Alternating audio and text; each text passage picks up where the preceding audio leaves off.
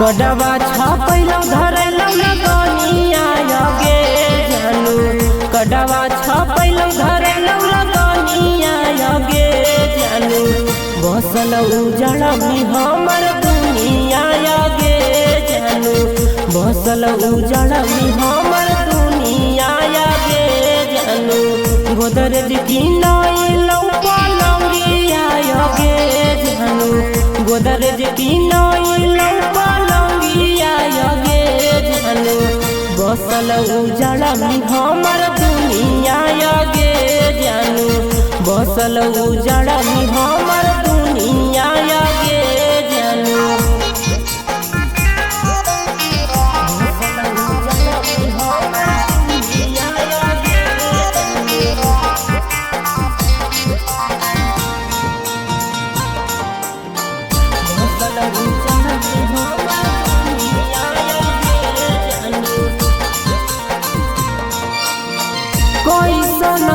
समतली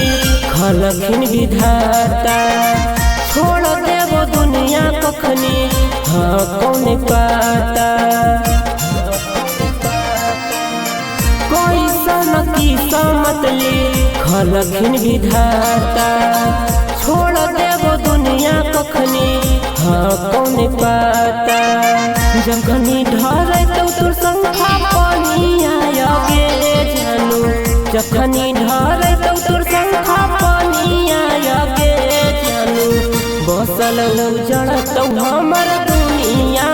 गे जानू बसल उजड़ तो हमर दुनिया गे जानू बसल उजड़ तो हमर दुनिया गे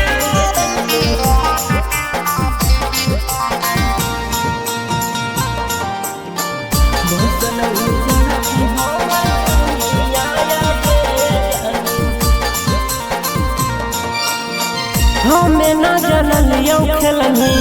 दिलवा से खेला गे तोरा बिना कोई से हम रहबो अकेला गे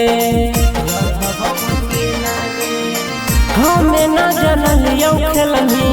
दिलवा से खेला गे तोरा बिना कोई से हम रहबो अकेला गे